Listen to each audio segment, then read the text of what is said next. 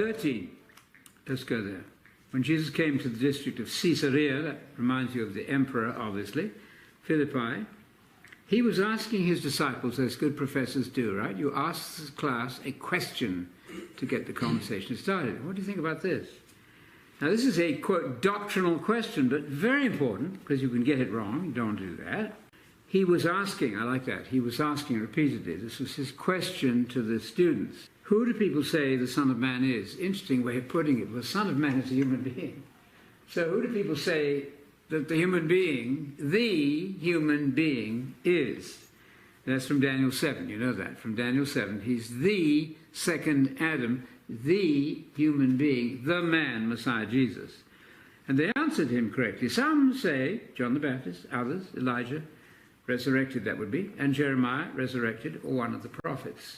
So they believed in resurrection, these people. They just thought, oh, Jeremiah's come alive again. Elijah's come alive again. None of that was right. And who do you say that I am? The teacher, they're pressing the question. And who answered? Simon Peter, normally the spokesman. You are the Messiah, the Son of the living God. I want to tell you that the textbooks out there, if you go to theological college, are full of this idea. We don't know whether Jesus thought he was a Messiah. You're smiling, but it's just true. I don't want to make your day dismal, but what they're learning there from the PhDs and ThDs even is horribly wrong. We don't know for sure. We can guess that maybe Jesus thought he was the Messiah. Maybe he did. Maybe he didn't. What? I thought he answered the question here, didn't he? Peter said, you're the Messiah, and Jesus said, well, we don't know about that. I'm not sure if I am. That's what they're getting. You'll find that incredible, but believe me, it's a very deceived world. So it's quite clear that that was the right answer, wasn't it? You're the Messiah. And in your notes there you take Luke 2:11, which says, the one born today in Bethlehem, Luke 2:11, is the Christ Lord, in the Greek, the Christ Lord, the Christos Kyrios, the Christ Lord, not the God Lord, right? Nobody was mad enough to think that God could be born or that God could die. So Luke 2:11 is most important. On this rock confession that you've just made that he's the Messiah, I'll build my whole show. My whole church is built on that. Peter was a spokesman, very feeble at one point. Paul had to rebuke him, you know that. But he is a leader. He's the man who speaks up. I don't think it's directly Peter. I would rather think of it as the confession made there.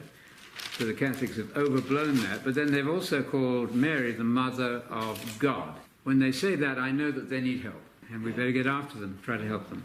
No, I don't think so. Otherwise, then, Mary didn't have a baby. Mary took in a baby from outside. The whole thing becomes garbled. The pre-existence or the pre-human Jesus is just nonsense. It doesn't make any sense. You can't pre-exist yourself. Who pre-exists who, you say to your Jehovah's Witness friends? How can you exist before you exist? How can you be older than David, your ancestor? Is that possible? I think we're into square circles, married bachelors, and hot ice cubes.